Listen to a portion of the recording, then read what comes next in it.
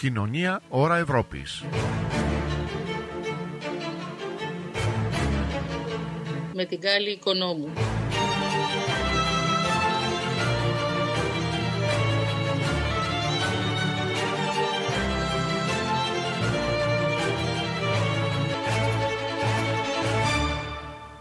Φίλες και φίλοι, χαίρετε. Σας καλωσορίζω στη σημερινή εκπομπή.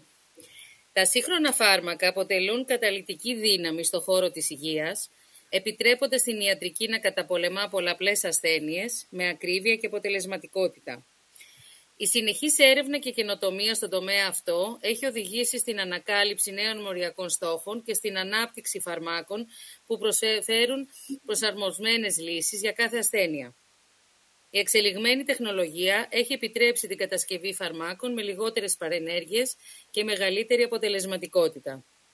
Επιπλέον, η εφαρμογή των γονιδιωματικών τεχνολογιών έχει ανοίξει νέους ορίζοντες για την ατομική θεραπεία, επιτρέποντας την προσαρμογή των φαρμάκων στις γενετικές προδιαγραφές του κάθε ασθενούς. Η σύγχρονη φαρμακευτική έρευνα και παραγωγή φαρμάκων αναμένεται να συνεχίσει να επιφέρει επαναστατικές εξελίξεις, βελτιώνοντας σημαντικά την ποιότητα ζωής και την αποτελεσματικότητα της ιατρικής περίθαλψης. Σήμερα έχω τη χαρά να φιλοξενώ στην εκπομπή μου τον κύριο Μιχάλη Τσιγκόπουλο. Ο κύριος Τσιγκόπουλος είναι σύμβουλος σε συστήματα διαχείρισης ποιότητας φαρμακοεπαγρύπνησης και κλινικών μελετών και έχει κάνει σπουδές σε φυσιολογία, μικροβιολογία και περιβαλλοντολογική βιοτεχνολογία. Τον κάλεσα λοιπόν σήμερα στην παρέα μας για να μιλήσουμε για την ασφάλεια των φαρμάκων και τη φαρμακοεπαγρύπνηση. Μιχάλη, σε καλωσορίζω στην εκπομπή μου και είμαι χαρούμενη που θα είσαι στη ραδιοφωνική παρέα μας. Καλησπέρα Κάλλη μου, και εγώ σε ευχαριστώ πάρα πολύ για την πρόσκληση, μεγάλη μου χαρά. Χαίρομαι που είμαι μαζί σας, που είμαι στην παρέα σας και να προσπαθήσουμε να δώσουμε κάποιες πληροφορίες στον κόσμο που ίσως να του φανούν χρήσιμες. Να καλησπερίσω για τον κόσμο που μας ακούει και σας ευχαριστώ και πάλι για την πρόσκληση. Χαρά μου. Και εμάς χαρά μας. Πώς μπορούμε να εξασφαλίσουμε λοιπόν, Μιχάλη, ότι τα φάρμακα που παίρνουμε είναι γνήσια και ασφαλή? Πολύ, πολύ ωραία ερώτηση και πολύ επίκαιρη.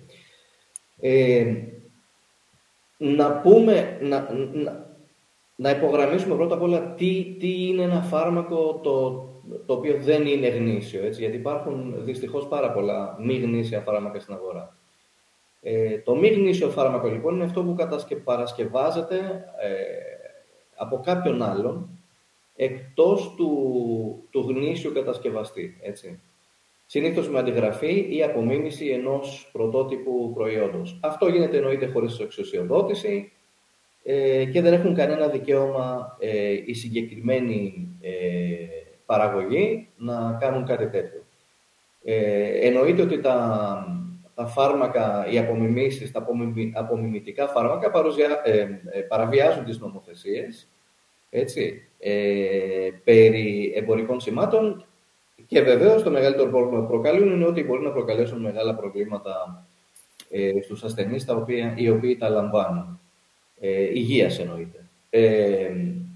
Τώρα, πώς μπορούμε να εξασφαλίσουμε ότι τα φάρμακα που παίρνουμε είναι γνήσια και ασφαλή? Αυτά μας τα εξασφαλίζουν οι εταιρείες οι οποίες διαθέτουν τα φάρμακα αυτά στην αγορά. Ένας από τους τρόπους, ας πούμε, που οι εταιρείες το κάνουν αυτό είναι να χρησιμοποιούν γραμμωτούς κώδικες, τα λεγόμενα barcodes, ή ακόμα και ειδικές ετικέτες αναγνώρισης ραδιοσυχνοτήτων, τα λεγόμενα RFID, Radio Frequency Identification, για αυτούς που ξέρουν και αγγλικά. Με αυτούς τους τρόπους και με αυτούς τους δύο τρόπους, αυτοί οι δύο τρόποι μάλλον, βοηθούν στην επαλήθευση της μοναδικότητας του προϊόντος, αλλά και της συσκευασίας καθεαυτής. Τώρα, όταν αυτά τα δύο συνδυαστικά ή και το ένα από τα δύο υπάρχουν στα φάρμακα, καθιστούν τα φάρμακα μοναδικά, έτσι, και την απομίμηση αυτή καθεαυτή ακόμα πιο δύσκολη, από τους παραχαράκτες βέβαια, έτσι. Έχω έρθει σε επαφή με τέτοια σκευάσματα και η αλήθεια είναι ότι όποιοι τα κάνουν είναι πάρα πολύ καλοί πλέον, έχουν εξελιχθεί πάρα πολύ. Δηλαδή οι διαφορές είναι σχεδόν ένας άνθρωπος ο οποίος αν δεν γνωρίζει το πρωτότυπο, δεν υπάρχει περίπτωση να καταλάβει τι γίνεται. Ωστόσο, οι φαρμακευτικές εταιρείες έχουν ξοδέψει πάρα πολλά χρήματα για να διαφυλάξουν τη δημόσια υγεία και βέβαια τα προϊόντα τους τα οποία διοχετεύουν στην αγορά. Μάλιστα. Δεν το περίμενα ότι γίνεται. Μόνο με τα χρήματα περίμενα ότι γίνεται τέτοια δουλειά, όχι και με τα φάρμακα. Και όμως γίνεται. Εκεί έχει πέσει πολύ μεγάλο βάρος από τις φαρμακευτικές, ώστε να ελέγχονται... Συγγνώμη. Να ρωτήσω, Μιχάλη, αυτές τις παραχαράξεις τις κάνουν φαρμακευτικές εταιρείες ή είναι άσχετοι που απλώς βρίσκουν την ικανότητα, τη δυνατότητα να παραχαράξουν ένα φάρμακο? Ναι, μπορεί να είναι οποιοσδήποτε. Συνήθως όμως είναι φαρμακευτικές ή χημικές εταιρείες, οι οποίες βέβαια τα προϊόντα τους είναι αμφιβόλου ποιότητας, έτσι, σε χώρες συνήθως, δηλαδή Ασία, έτσι, τα οποία δεν είναι καθόλου ελεγμένα και μπορεί να είναι ένα χημικό εργοστάσιο, στο οποίο βέβαια χημικό εργοστάσιο μπορεί να παράγεται και οποιαδήποτε άλλη ουσία η οποία δεν έχει σχέση με φάρμακο. Και μπορεί το ίδιο φάρμακο να έχει προσμίξεις από την προηγούμενη παρασκευή, η οποία καταλαβαίνουμε ότι δεν θα πρέπει να υπάρξει το φάρμακο αυτό. Και εκεί ξεκινάνε τα προβλήματα που λέγαμε πριν, ασφάλειας και βέβαια της δημόσιας υγείας. Έτσι. Εννοείται. Ποια είναι τα βασικά μέτρα που πρέπει να λαμβάνουμε εμείς τώρα ως πολίτες για την ασφαλή αποθήκευση των φαρμάκων μας? Γιατί συνήθως τα έχουμε είτε σε ντουλάπια είτε σε κάποιο πάγκο του σπιτιού μας. Μπορεί κάλλιστα να είναι εντάξει εκεί το φάρμακο. Αλλά γενικά, όπως γνωρίζουμε όλοι, όλα τα φάρμακα έχουν μέσα ένα χαρτάκι. Αυτό είναι το λεγόμενο Patient Information Leaflet. Οι οδηγίες χρήστη, ουσιαστικά. Εκεί αναγράφονται τα πάντα. Βέβαια, τα πάντα εννοούμε για την χρήση του φαρμάκου, αλλά και για τις συνθήκες φύλαξης και αποθήκευσης του φαρμάκου μας. Ακόμα δηλαδή με το που θα δούμε ένα σκεύασμα, οποιοδήποτε σκεύασμα και να πάρουμε και δούμε και το περιεργαστούμε λιγάκι, υπάρχει μια ετικέτα η οποία αναγράφει πάνω ότι το φάρμακο αυτό πρέπει να φυλάσσεται στο δροσερό μέρος από 15 έως 25 ή ας πούμε από 2 έως 8, ψυγείο δηλαδή. Οπότε, οτιδήποτε χρειαζόμαστε να γνωρίζουμε για την ασφαλή φύλαξη του φαρμάκου αναγράφεται πάνω στην ετικέτα. Και βέβαια και στο χαρτάκι που υπάρχει μέσα στο σκεύασμα. Πολλές φορές εντωμεταξύ μου έχει τύχει και εμένα ότι έχουμε φάρμακα μέσα στα ντουλάπια μας τα οποία έχουν λήξει. Πώς μπορούμε να προστατευτούμε από πιθανές παρενέργειες φαρμάκων λόγω λήξης της ισχύως τους? Μπορεί να μην το δεις δηλαδή, να μην το προσέξεις. Σωστά. Πολύ σωστή ερώτηση και πολύ ωραία ερώτηση. Τι ισχύει τώρα? Πολλές φορές οι εταιρείες αναγράφουν μια συγκεκριμένη ημερομηνία λήξης του σκευάσματος. Τώρα, πρέπει να πάμε λίγο ένα βήμα πίσω για να σας εξηγήσω ακριβώς πώς λειτουργεί. Λοιπόν, τώρα, πώς βγαίνουν όλα αυτά, έτσι? Όλες αυτές που ξέρουμε ότι λύγει τότε, μπορεί να αναλογιστεί κάποιος και δεν λύγει πιο μετά ή πιο πριν.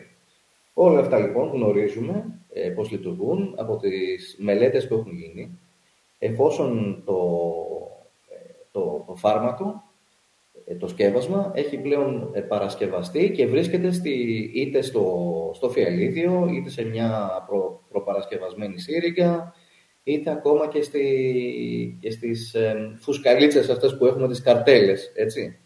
Αυτά λοιπόν, τα σκευάσματα ως έχουν, τα εκθέτουν σε συνθήκες υγρασίας και θερμοκρασίας που μπορεί να είναι, ας πούμε, από τους -20 μέχρι τους +50, έτσι, και σε υγρασία, πολύ συγκεκριμένη, και γίνονται οι λεγόμενες μελέτες σταθερότητας. Λοιπόν, και από εκεί καταλαβαίνουμε σε βάθος χρόνου πώς αλλοιώνεται και τι αντοχή έχει, πότε αλλοιώνεται και τι αντοχή έχει το συγκεκριμένο σκεύασμα. Και από εκεί καταλαβαίνουμε, βάσει βέβαια και των αναλύσεων που γίνονται στο εργαστήριο, πόσο χρόνο μπορούμε να πούμε με ασφάλεια ότι το φάρμακο είναι σταθερό και ασφαλές.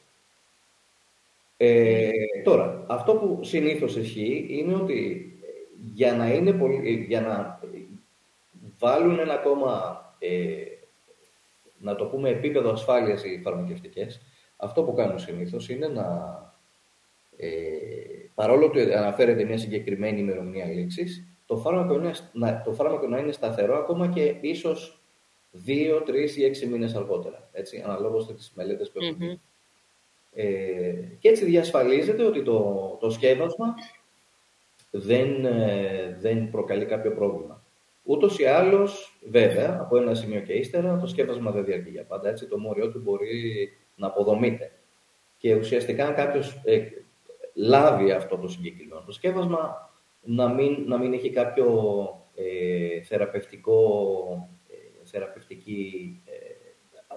ο λόγος για τον οποίο το παίρνεις, ας πούμε, να μην είναι αρκετά δραστικό, να μην υπάρχει δράση του φαρμάκου. Επίσης, ένα άλλο πρόβλημα που υπάρχει είναι όταν χρησιμοποιούμε φάρμακα που αλληλεπεδρούν με άλλα. Τι μέτρα πρέπει να λαμβάνουμε? Πολλές φορές διαβάζουμε τις οδηγίες που λες, αλλά για έναν απλό πολίτη, μέσο πολίτη, δεν είναι πάντα κατανοητές. Γιατί λένε τις ουσίες και να αποφεύγονται όταν είναι με τέτοια φάρμακα, οπότε εμείς τι μέτρα πρέπει να λαμβάνουμε? Σωστό. Σίγουρα εκεί, δηλαδή το πρώτο που θα πρότεινα σε όλους μας, αν και όντως είναι αλήθεια καμιά φορά μπορεί η γλώσσα η οποία χρησιμοποιείται, ας πούμε, στα ενημερωτικά φυλάδια που υπάρχουν στο σκεύασμα, να μην είναι απολύτως κατανοητή από όλους. Παρ' όλα αυτά, αυτό είναι το πρώτο που θα πρέπει να κάνουμε. Δηλαδή, να γνωρίζουμε ότι δεν μπορούμε να πάρουμε σε συνδυασμό ένα συγκεκριμένο σκεύασμα σε συνδυασμό με κάποια άλλα.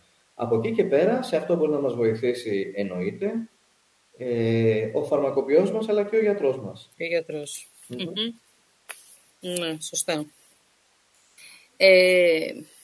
Πώς μπορούμε, πολλές φορές τα ξεχνάμε, γι' αυτό το συζητάμε, πώς μπορούμε να ελέγχουμε τώρα την ασφάλεια των φαρμάκων με τη βοήθεια του διαδικτύου? Είναι ασφαλής αυτός ο τρόπος, δηλαδή να τρέχουμε στο διαδίκτυο και να ελέγχουμε την ασφάλεια των φαρμάκων? Είναι κάτι το οποίο δεν θα πρότεινα. Το διαδίκτυο γενικά, όχι μόνο για τα φάρμακα, αλλά σε πολλά ζητήματα. Ζούμε και σε μια εποχή των fake news, όπως όλοι γνωρίζουμε. Έτσι. Έχει πολλές ανακρίβειες. Υπάρχουν πολλές ενημερωτικές ιστοσελίδες, οι οποίες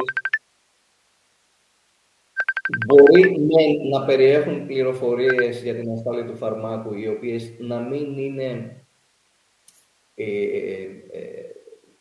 να το πούμε, βλαβερές, έτσι, για τον καταναλωτή, αλλά μπορεί να μην είναι πλήρης. Μπορεί κάτι να λείπει. Γενικά είναι κάτι που δεν θα έκανα και σαφώς και συνιστώ στον κόσμο να μην το κάνει. Ο καλύτερος τρόπος είναι, όπως είπαμε και πριν, να μιλήσουμε με τον γιατρό μας ή τον φαρμακοποιό μας. Ποιες είναι τώρα οι πιθανές ενδεχόμενα παρενέργειες από φάρμακα? Γιατί ξέρουμε ότι σίγουρα υπάρχουν παρενέργειες για όλα, ακόμα και για τον τεπών. Και πώς πρέπει να αντιδρούμε σε αυτές? Οι παρενέργειες μπορεί να είναι πολλές. Δηλαδή, κάθε σκεύασμα έχει και κάθε φάρμακο, κάθε ουσία, κάθε μόριο έχει και τις δικές του. Όλα έχουν να κάνουν με τη δόση που λαμβάνει ο ασθενής. Και εκεί έγκυται και η μελέτη του φαρμάκου που λέμε στην διαδικασία των κλινικών μελετών.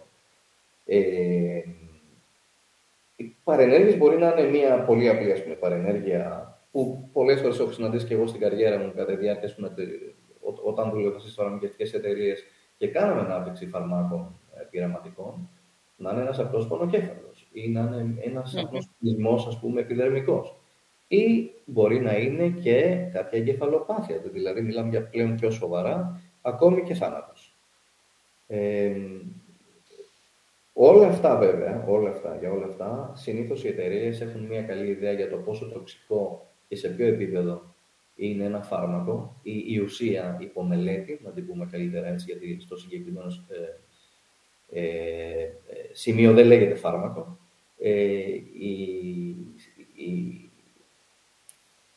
Το συγκεκριμένο σκεύασμα, να το πούμε έτσι, δεν γνωρίζουμε από πριν πόσο τοξικό είναι από τις μελέτες που έχουν γίνει στο εργαστήριο στην προκλινική φάση.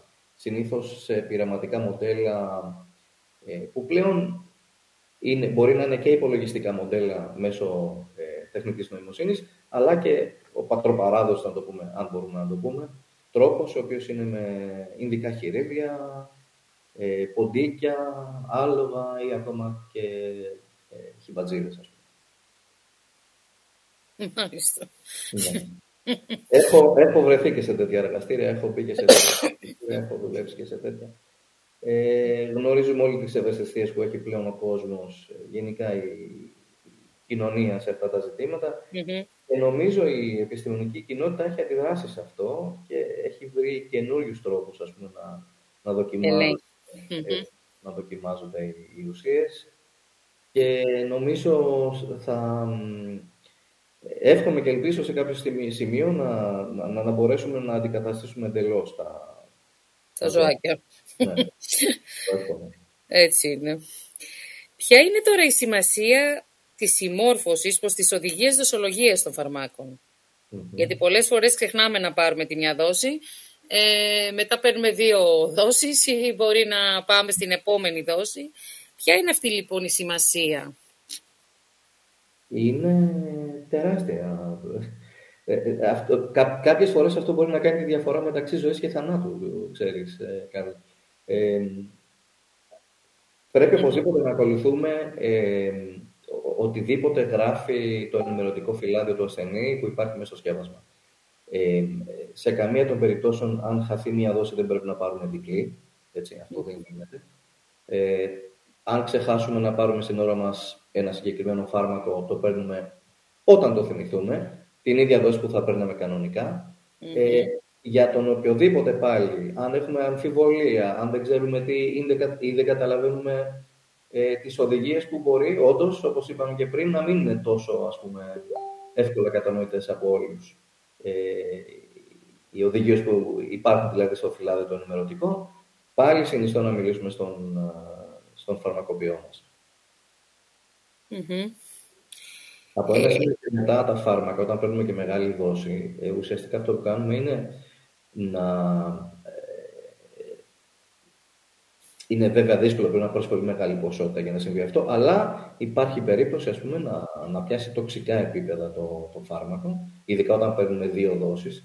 Δηλαδή, αν αναλογιστούμε ότι κάποιος μπορεί να πάρει, αν ξεχάσει να πάρει 3 φορές το φάρμακο και τα πάρει και τις 3 δόσεις τη μία φορά, σίγουρα εκεί θα υπάρξει κάποιο πρόβλημα. Δηλαδή, δεν μπορούμε να αναπληρώνουμε τις δόσεις που έχουν χαθεί αμέσως. Αυτό είναι κάτι το οποίο δεν πρέπει να κάνει κανείς.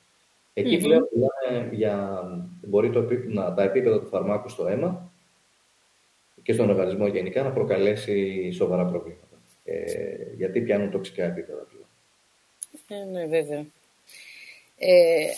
Μου έδωσες και το πάτημα να σε ρωτήσω ακόμα. Πώς μπορούμε να αποτρέψουμε αυτό που είπες πριν, την υπερβολική χρήση των φαρμάκων και τυχόν και εξαρτησιογόνων ουσιών που πολλές φορές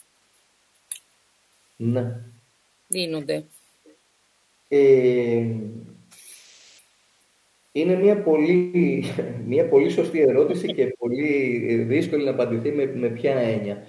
Πάλι εγώ θα πω το συγκεκριμένο και το ίδιο που ήδη έχουμε αναφέρει. Δηλαδή, το ενημερωτικό φυλάδιο τα περιέχει όλα αυτά. Σου λέει, παραδείγματος χάρη, αν το φάρμακο, το ενημερωτικό φυλάδιο σου λέει ότι μπορείς να πάρεις μέχρι 6 χάπια, ας πούμε, την ημέρα, ανά 2 ή 3 ώρες, ή 4 χάπια ανά 3 ώρες, υπάρχει λόγος που αυτό γίνεται. Και ο λόγος είναι ότι δεν θέλουμε να πιάσουμε υπερβολικά μεγάλα επίπεδα αυτού του φαρμάκου στον οργανισμό. Εκεί πάλι παίζει πολύ μεγάλο ρόλο η ιατρική κοινότητα, έτσι, γενικά η ιατρική κοινότητα δηλαδή σε παγκόσμιο επίπεδο, αλλά και η φαρμακοποιοί, έτσι, γιατί συνήθως οι φαρμακοποιοί είναι και οι πιο εύκολα, ας πούμε, έτσι προσβάσιμοι, ναι, δηλαδή πιο εύκολα μιλάς με τον φαρμακοποιό παρά με τον γιατρό, ο οποίος μπορεί να σαφώς θα θέλει και ραντεβού. Τώρα, από εκεί και πέρα, επειδή υπάρχει σε παγκόσμιο επίπεδο πάλι, μιας που μιλάμε για υπερβολική χρήση φαρμάκων, τέτοιο πρόβλημα παρατηρείται γενικά με τη χρήση των αντιβιωτικών. Όλοι γνωρίζουμε πλέον και έχουμε ακούσει ότι υπάρχει πρόβλημα, ότι κάποια φορά αυτό που λένε δεν με πιάνει το αντιβιωτικό. Αυτό γιατί συνήθως, και αυτό το έχω παρατηρήσει αρκετά στην Ελλάδα. Πολλές φορές και οι ίδιοι, δηλαδή οι άνθρωποι από μόνοι τους, οι ασθενείς από μόνοι τους παίρνουν δεν νιώθω έτσι κάτι να με γρατζουνάει στο λαιμό, έχω ακούσει. Πήρα και ένιωσα καλύτερα.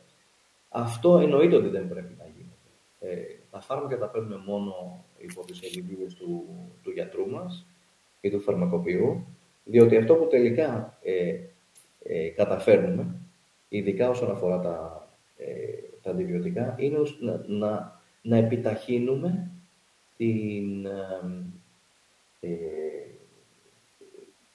τα μικρόβια τα οποία προκαλούν αυτά τα προβλήματα υγείας και χρήζουν, ας πούμε, ίσως να χρήζουν λήψη αντιβιωτικών. Τελικά τι κάνουμε, επιταχύνουμε την αντοχή τους στα συγκεκριμένα σκευάσματα. Γιατί δεν τα παίρνουμε για όσο χρονικό διάστημα χρειάζεται ή στις δόσεις οι οποίες ενδείκνυται δηλαδή από τον γιατρό, αλλά και το ίδιο το σκεύασμα βάσει πάλι του φυλαδίου μας, του ενημερωτικού. Ναι, είναι το κακό βέβαια. Τώρα δεν ξέρω, νομίζω έχει σταματήσει η δυνατότητα που υπήρχε στην Ελλάδα, το να πας και να αγοράσεις ένα αντιβιωτικό μόνος σου χωρίς σύνταγη γιατρού. Ναι. Αυτό είναι ένα θέμα. Αυτό είναι αλήθεια. Πολλές φορές αυτό που συμβαίνει και ούκο λίγες φορές έχω ακούσει να γίνεται, είναι το εξής, ότι περισσεύουν κάποια αντιβιωτικά στο σπίτι και όταν κάποιος, ας πούμε, νιώσει ότι έχει τα ίδια συμπτώματα με την τελευταία φορά, ξαναπαίρνει αυτό που έχει περισσέψει. Και νιώθει καλύτερα, ξέρω εγώ, μετά από 1-2 δόσεις και το σταματάει. Μιλάω για τέτοιες περιπτώσεις, οι οποίες σίγουρα δεν βοηθάει να χρησιμοποιούμε τα φάρμακα με αυτόν τον τρόπο. Είπαμε. Αυστηρά και μόνο υπό τις οδηγίες του γιατρού μας. Έτσι είναι οι παλιοί άνθρωποι. Η μαμά μου το λέει συχνά. Μόλις αρρωστήσω λίγο, πάρε ένα αντιβιωτικό. Της λέω, Χριστιανή μου, δεν θα πάρω αντιβιωτικό. Έτσι. Ναι, είναι ο παλιός τρόπος αντιμετώπισης. Ο οποίος τελικά, και αυτό τι έχει γίνει τώρα. Σε παγκόσμιο επίπεδο, επειδή ο τρόπος που λειτουργούν τα αντιβιωτικά έχουν πολύ συγκεκριμένη δομή, έτσι.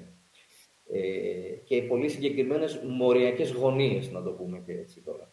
Λοιπόν, δεν μπορούμε επάπειρο να αλλάζουμε το μόριο, γιατί μετά γίνεται ασταθές ή μπορεί να αλλάξει να γίνει κάτι άλλο ή μπορεί να μην έχει πλέον φαρμακευτική δράση.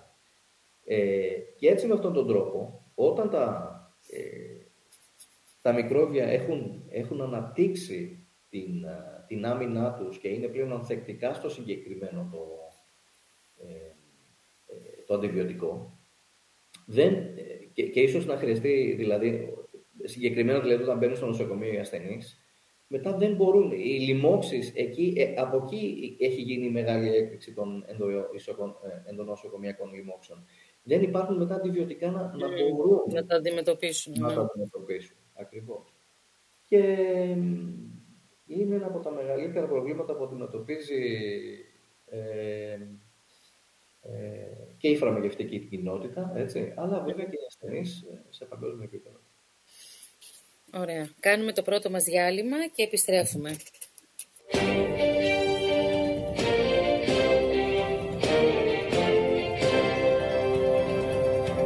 Ράδιο STW. Το κινητό ραδιόφωνο. Είναι Κοινωνία Ώρα Ευρώπης με την Κάλλη Οικονόμου. Σήμερα έχω τη χαρά να φιλοξενώ στην εκπομπή μου τον κύριο Μιχάλη Τσιγκόπουλο, σύμβουλο σε συστήματα διαχείρισης ποιότητας φαρμακοεπαγρύπνησης και κλινικών μελετών, με σπουδές σε φυσιολογία, μικροβιολογία και περιβαλλοντολογική βιοτεχνολογία.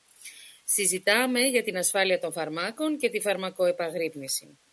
Μιχάλη μου, συνεχίζοντας, πολλές φορές προβαίνουμε σε αγορά φαρμάκων μέσα από διαδικτυακά φαρμακεία, πιθανόν λόγω μείωσης της τιμής.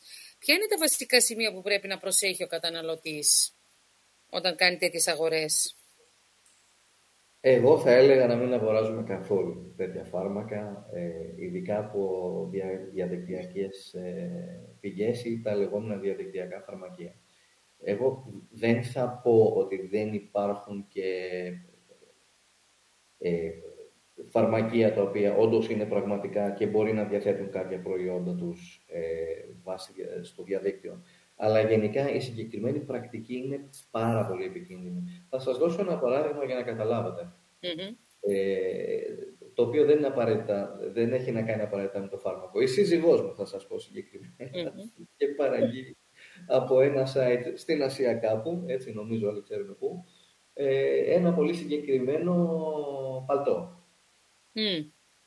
Και της ήρθε ένα παιδικό λόγο, το οποίο και μάλιστα μάρκα παλτό, έτσι, ακριβό κιόλας. Λοιπόν, και της ήρθε κάτι εντελώς διαφορετικό. Τώρα, ποια είναι η διαφορά? Εκεί έχουμε... Δεν μαθαίνεις τίποτα.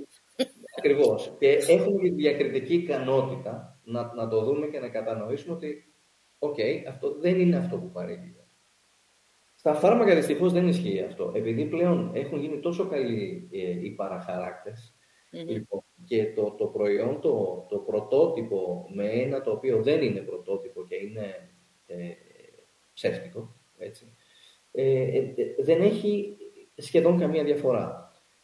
Και εξωτερικά, αλλά και εννοείται μέσα δεν μπορούμε να ξέρουμε τι έχει. Δηλαδή, αν είναι μια κάψουλα, αν είναι μια σκόνη, αν είναι ένα υγρό, οποιαδήποτε φαρμακοτεχνική μορφή, δεν μπορούμε να τη γνωρίζουμε. Οπότε το ρίσκο είναι πολύ μεγάλο. Δεν θα πρότεινα σε κανέναν. Τώρα, αν γνωρίζουμε ότι ένα φαρμακείο, ας πούμε, έχει και ένα ηλεκτρονικό κατάστημα, έτσι, το οποίο βέβαια το γνωρίζουμε, έτσι, είναι... ας πούμε, το φαρμακείο της γειτονιάς μας και γνωρίζουμε ότι έχει και κατάστημα διάθεσης των προϊόντων μέσω του ίντερνετ, εκεί διαφέρει. Υπάρχουν και συνήθως και όλες αυτές οι ιστοσελίδες ή τα e-shop τα λεγόμενα, έτσι, τα ηλεκτρονικά καταστήματα, η διαχείριση ανήκει στους ίδιους. Δηλαδή, η διαχείριση ανήκει στους φαρμακοποιούς. Δηλαδή, επιστήμονες υγείας, οι οποίοι σαφώς και έτσι, το μέλημά τους είναι να μας διαθέσουν προϊόντα τα οποία είναι πρωτότυπα και σίγουρα δεν είναι προϊόντα παραχάραξης ή ψεύτικα.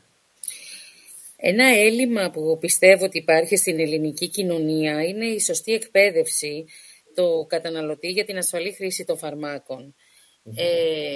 Υπάρχει και μία μετά την COVID εποχή, με τα εμβόλια, που έγινε μια μεγάλη, έτσι, καμπάνια υπέρ ή κατά των εμβολίων, που ο κόσμος στέκεται λίγο επιφυλακτικός απέναντι σε αυτά που λέγονται και από την ιατρική κοινότητα και από τη φαρμακευτική κοινότητα.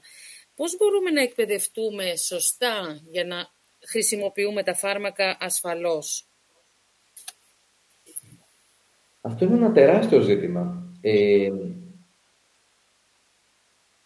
Δεν νομίζω ότι υπάρχει συγκεκριμένο, μάλλον να το πω καλύτερα. Υπάρχουν πολύ συγκεκριμένοι τρόποι για να μπορούμε να λαμβάνουμε τα φάρμακά μας με ασφαλή τρόπο.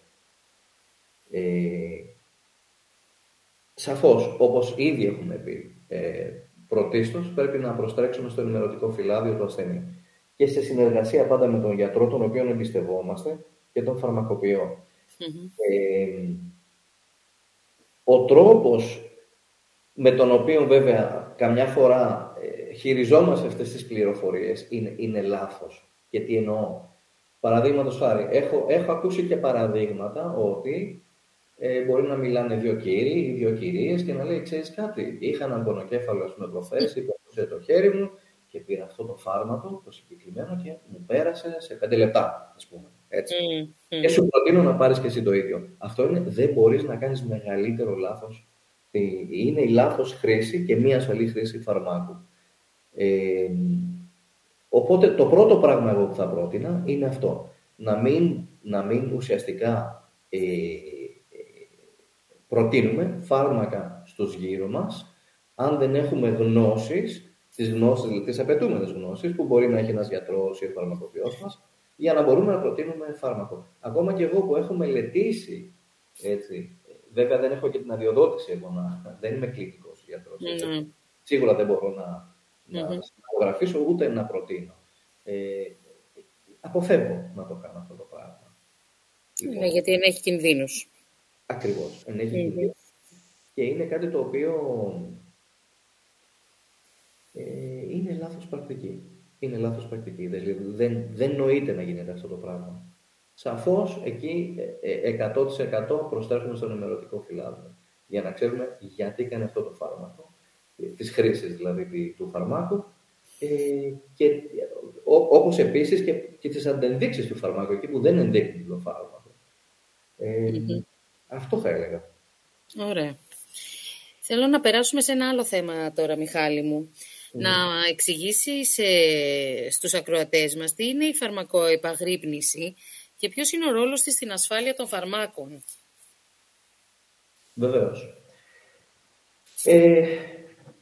Η φαρμακοεπαγρύπνηση, λοιπόν, σύμφωνα με το Κέντρο Διεθνούς Παρακολούθησης Φαρμάκων, το οποίο είναι ένα υποπαράρτημα του Παγκοσμίου Οργανισμού Υγείας, η φαρμακοεπαγρύπνηση είναι η επιστήμη και όλες οι δραστηριότητες εκείνες που έχουν να κάνουν και σχετίζονται δηλαδή με την ανείχνευση, την αξιολόγηση, την κατανόηση και την πρόληψη των ανεπιθύμητων ενεργειών των φαρμάκων, έτσι.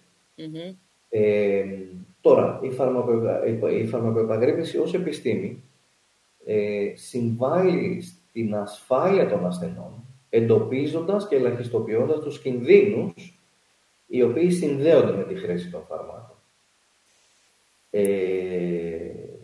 Επιπροσθέτως, η φαρμακοεπαγρύπνηση συμβάλλει στον εντοπισμό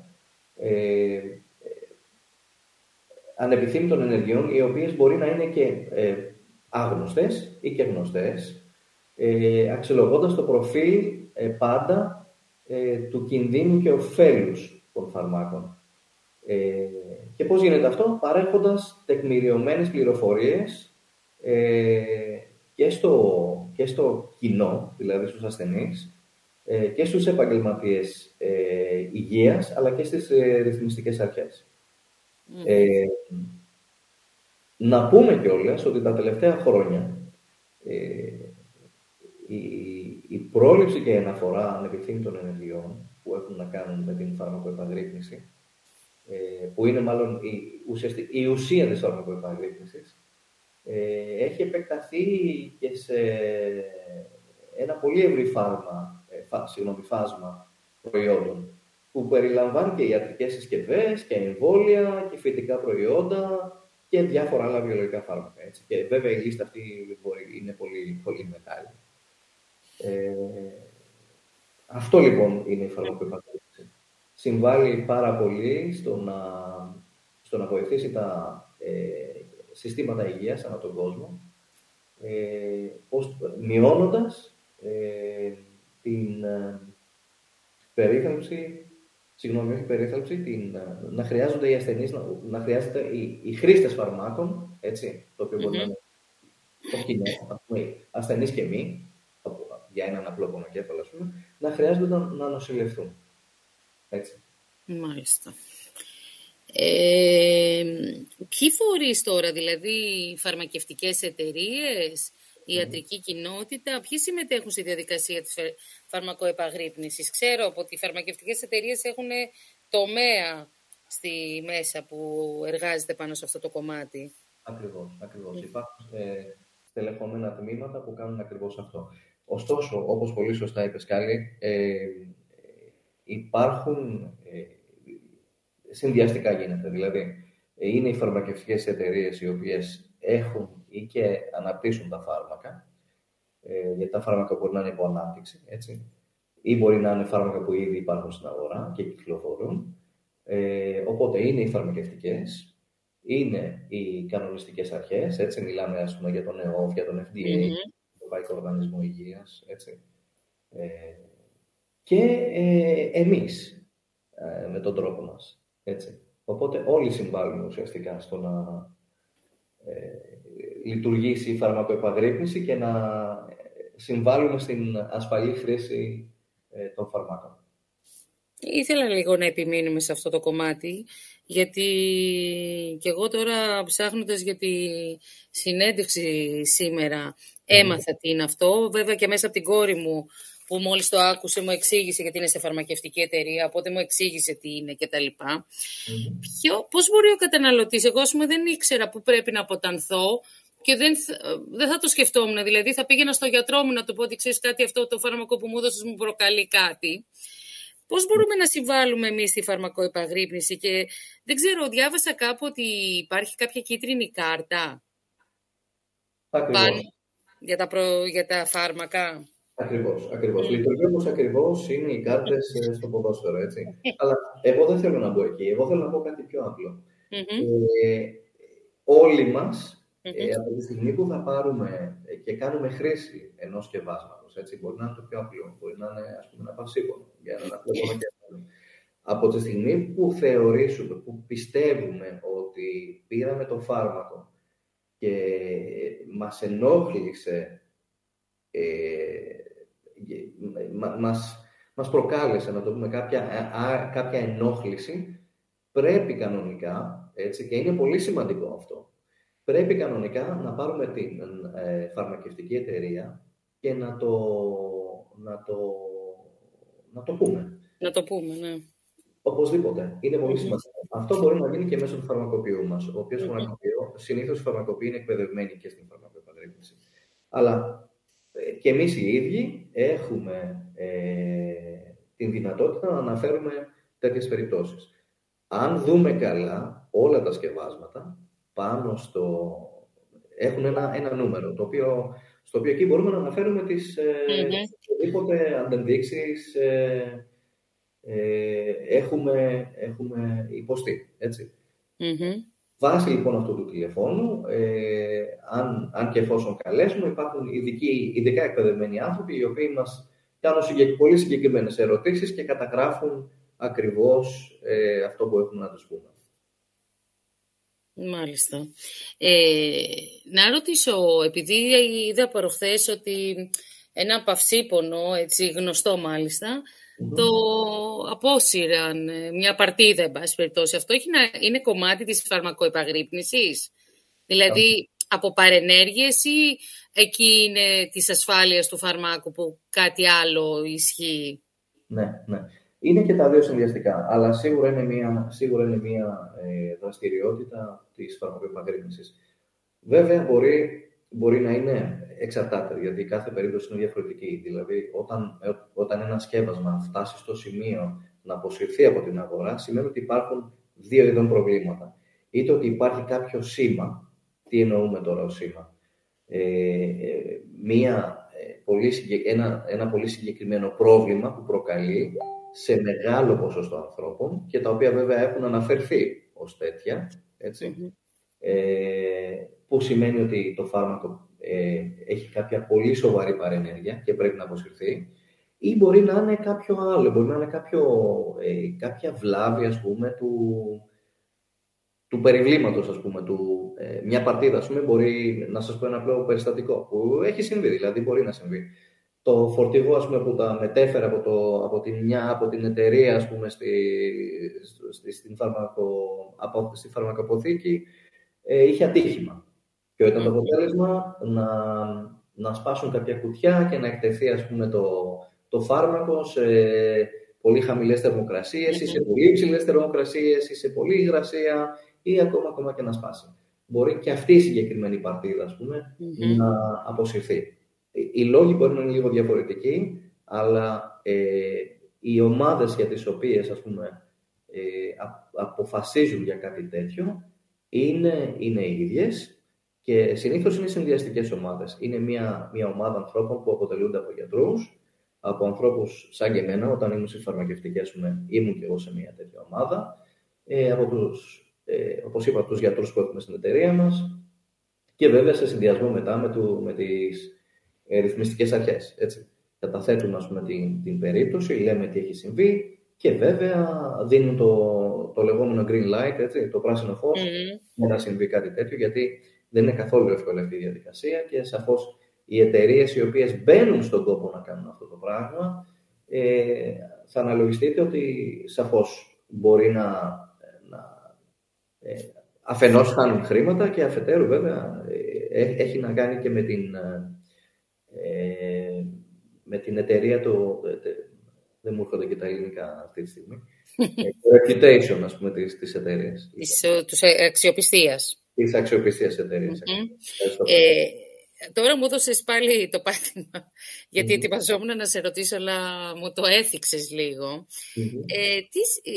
Είναι σίγουρο ότι μια φαρμακευτική εταιρεία που έχοντας έναν τομέα φαρμακοεπαγρύπνησης δεν θα αποκρύψει στοιχεία για τους λόγους που είπες, για να μην χάσει χρήματα και για οποιουσδήποτε άλλους λόγους? Ισχύει αυτό, μπορεί να γίνει δηλαδή, ή υπάρχει έλεγχος? Υπάρχει έλεγχος, δηλαδή να πούμε το εξής, έτσι, ότι οι δραστηριότητες, αν μιλήσουμε για την φαρμακοεπαγρύπνηση, οι δραστηριότητες φαρμακοεπαγρύπνησης διεξάγονται καθ' όλη τη διάρκεια του κύκλου ζωής του φαρμάκου, έτσι, και σε οποιαδήποτε φάση και αν βρίσκεται.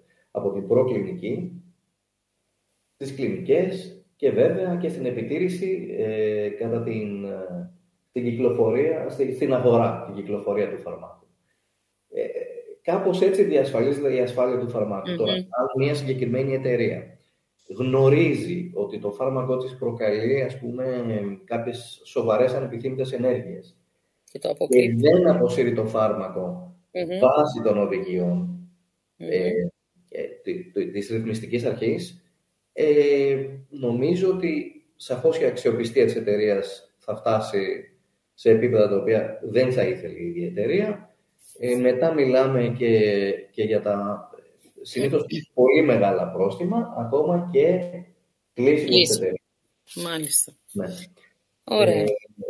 Αυτό βέβαια που έχει και υπήρξε ένα πρόσφατο παράδειγμα που διάβασα, είναι ότι μία εταιρεία συγκεκριμένη στην Αμερική, η οποία έκανε κλινικές μελέτες, ήταν στην φάση αξιολόγησης και μελέτης του φαρμάκου, ουσιαστικά πήραζε τα δεδομένα του φαρμάκου να το κάνει, ας πούμε, να φέρει το φάρμακο πιο δραστικό. Και τέτοια. Αλλά βέβαια οι αρχές, εκεί έγκυται δηλαδή, εκεί μπαίνουν οι ρυθμιστικές αρχές και μελετούν τον φάκελο του φαρμάκου για την ασφάλεια αλλά και την αποτελεσματικότητα. Και αναλόγως παίρνεις ή όχι ως φαρμακευτική εταιρεία την άδεια κυκλοφορίας. Ωραία. Πάμε στο τελευταίο μας μουσικό διάλειμμα και επανερχόμαστε.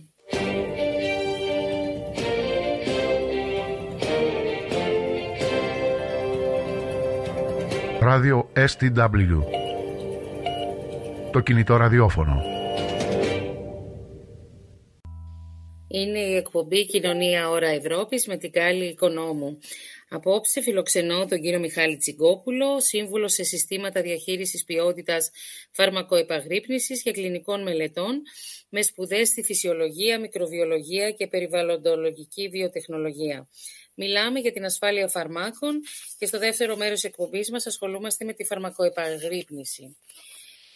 Ήθελα να σε ρωτήσω τώρα, Μιχάλη, η φαρμακοεπαγρύπνηση επηρεάζει τη διαδικασία έγκρισης νέων φαρμάκων ή μόνο για τα υφιστάμενα φάρμακα ασχολείται?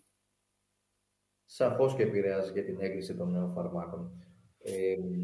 Αναφέραμε πριν ότι η φαρμακοεπαγρύπνηση ουσιαστικά η δραστηριότητα της φαρμακοεπαγρύπνησης διεξάγεται στην διάρκεια του κύκλου ζωής ενός φαρμάκου.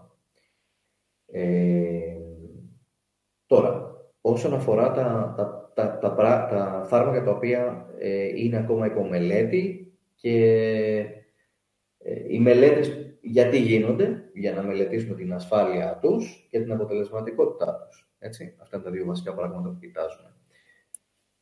Όταν πλέον η μελέτη ολοκληρωθεί, ο φάκελος που καταθέτει η φαρμακευτική εταιρεία στις ρυθμιστικές αρχές περιέχει πάρα πολλά δεδομένα. Ένα μεγάλο κομμάτι των δεδομένων είναι και οι ανεπιθύμητες ενέργειες που έχουν καταγραφεί κατά τη διάρκεια των μελετών. Οπότε καταλαβαίνουμε ότι είναι ένα απόσπαστο κομμάτι για την διαδικασία αδειοδότησης του νέου φαρμάκου. Παρομοίως, τα φάρμακα που υπάρχουν ήδη στην αγορά διαρκώς αξιολογούνται και αξιολογείται το προφίλ ασφαλείας τους κατά τη διάρκεια της κυκλοφορίας του φαρμάκου. Πώς γίνεται αυτό? Με τη συλλογή και ανάλυση δεδομένων πλέον στον πραγματικό κόσμο, όπως λέμε, γιατί στα πλαίσια μιας μελέτης καταλαβαίνουμε ότι δεν υπάρχει σύγκριση όσον αφορά τους αριθμούς των ασθενών ή των ανθρώπων, οι οποίοι μπορεί να μην είναι απαραίτητα ασθενείς και μπορεί να είναι, όπως είπαμε, ένα πολύ απλό φάρμακο για μια κεφαλαλγία, ας πούμε. Έτσι. Δεν τον θεωρούμε ασθενή αυτόν τον άνθρωπο, αλλά μπορεί να είναι, εν πάση περιπτώσει, μια πολύ απλή περίπτωση. Εκεί οι αριθμοί, όπως καταλαβαίνουμε, όταν μπαίνει πλέον στην αγορά, μιλάμε για εκατομμύρια ασθενείς που λαμβάνουν το φάρμακο και από εκεί η αλήθεια είναι ότι καταλαβαίνουμε πλέον και καλύτερα το προφίλ του φαρμάκου όταν το παίρνει μεγαλύτερος αριθμός ασθενών. Αλλά όπως και να έχει, αυτό που σίγουρα συμβαίνει είναι ότι για να μπορέσει το φάρμακο να πάρει την άδεια κυκλοφορίας του, σίγουρα απαιτείται και η κατάθεση όλων των φακέλων. Στο φάκελο, να το πούμε έτσι, υπάρχουν όλες οι ανεπιθύμητες ενέργειες που έχουν αναφερθεί κατά τη διάρκεια των κλινικών μελετών. Ναι, γι' αυτό βλέπουμε και στα χαρτιά που έχει μέσα ένα φάρμακο, γράφει 50 παρενέργειες που μπορεί να έχει ένα φάρμακο. Ακριβώς. Εννοείται. Οι παρενέργειες που έχουν αναφερθεί από τους ίδιους τους ασθενείς κατά τη διάρκεια της μελέτης. Άρα καταλαβαίνουμε ότι πρέπει να υπάρχει μια πολύ καλή συνεργασία μεταξύ φαρμακευτικών εταιριών και των αρμόδιων ρυθμιστικών αρχών στον τομέα της φαρμακοεπαγρύπνησης, για να λειτουργούν καλά τα πράγματα. Σαφώς. Είναι πολύ σημαντική αυτή η σχέση. Οι ρυθμιστικές αρχές κάνουν αυτό ακριβώς, δηλαδή ουσιαστικά αποφασίζουν αν ένα φάρμακο είναι αρκετά ασφαλές και αποτελεσματικό για να μπορέσει να πάρει την άδεια κυκλοφορίας και να μπορέσουν να το πάρουν πλέον εκατομμύρια πιθανοί ασθενείς βάσει των δεδομένων των οποίων καταθέτονται από τους φακέλους των φαρμάκων στις ρυθμιστικές αρχές. Υπάρχουν πολύ συγκεκριμένοι τρόποι και πιο ειδικοί από μένα για να το πούν και αυτό. Λοιπόν, το πώς γίνεται όλη η διαδικασία, το πώς κατατίθονται οι φάκελοι, το πώς φτιάχνονται όλα οι φάκελοι, δηλαδή η δομή τους, τα περιεχόμενά τους, όλα αυτά, όλα πώς καταγράφονται και πώς κατατίθονται, είναι μια πολύ συγκεκριμένη διαδικασία, η οποία είναι και πολύ σοβαρή διαδικασία. Φυσικά. Κλείνοντας, ήθελα να σου κάνω μια τελευταία ερώτηση. Πώς θα καταφέρουμε να μιλήσουν οι άνθρωποι για τις παρενέργειες των φαρμάκων όταν πολλοί δεν μιλούν όταν πρόκειται για σοβαρή νόσο? Όταν δεν μιλούν για την ίδια την νόσο, πώς θα καταφέρουμε τους ανθρώπους να εκφράσουν τις παρενέργειες οι οποίες είχαν από ένα φάρμακο? Ναι. Αυτό είναι ένα από τα μεγαλύτερα προβλήματα στην φαρμακοεπαγρύπνηση. Γενικά ο κόσμος πρέπει να εκπαιδευτεί. Και ξέρετε, πολλές φορές δεν είναι μόνο οι ασθενείς που δεν το κάνουν αυτό. Και οι ίδιοι οι γιατροί, δηλαδή η επιστημονική κοινότητα και οι επαγγελματίες υγείας έχουν επίσης υποχρέωση να αναφέρουν τέτοιες ανεπιθύμητες ενέργειες που σίγουρα αναφέρονται σε αυτούς. Αυτό είναι ένα από τα μεγαλύτερα προβλήματα. Δηλαδή, έχουν υπάρξει παραδείγματα που είναι το reporting culture που λέμε. Δηλαδή, η κουλτούρα, ας πούμε, αναφοράς ανεπιθύμητων ενεργειών. Στην Ελλάδα δεν είναι πολύ μεγάλη, οφείλω να πω, αλλά δεν είμαστε και οι μόνοι που δεν το κάνουμε, ας το πούμε.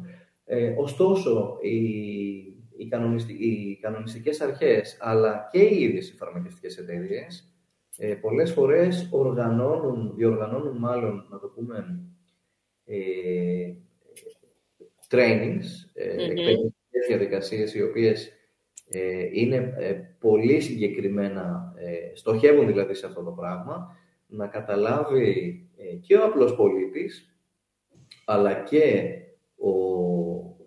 ο επαγγελματίας υγείας, ότι είναι πάρα πολύ σημαντικό να αναφέρουμε τις ανεπιθύμητες ενέργειες τις οποίες μπορεί να ακούσουμε. Και μάλιστα τα τελευταία χρόνια οι ρυθμιστικές αρχές αλλά και οι φαρμακευτικές εταιρείες έχουν αναπτύξει και δηλαδή βάση της στρατηγικής τους είναι η χρησιμοποίηση των πλέον διάσημων εργαλείων, να το πούμε, κοινωνικής δικτύωσης για αναφορά τέτοιων ανεπιθύμητων ενεργειών. Σου δίνουν δηλαδή και αυτή τη δυνατότητα. Σωστά. Ναι. Είναι σημαντικό να καταλάβουμε ότι είναι υπόθεση όλων μας. Είναι υπόθεση όλων μας πραγματικά δηλαδή.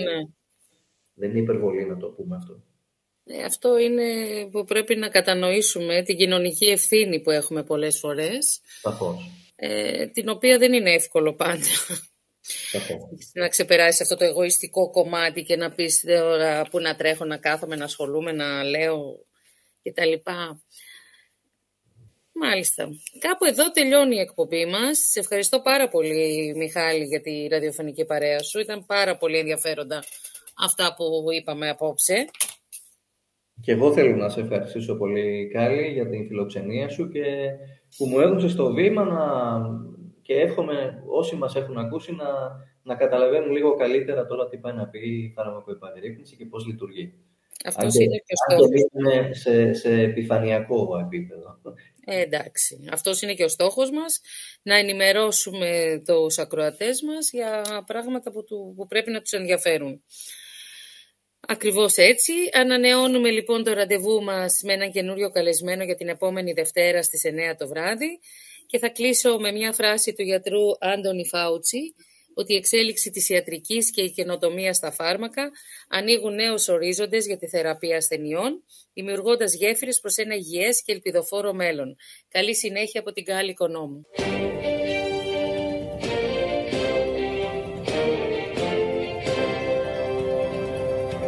Ράδιο STW. Το κινητό ραδιόφωνο.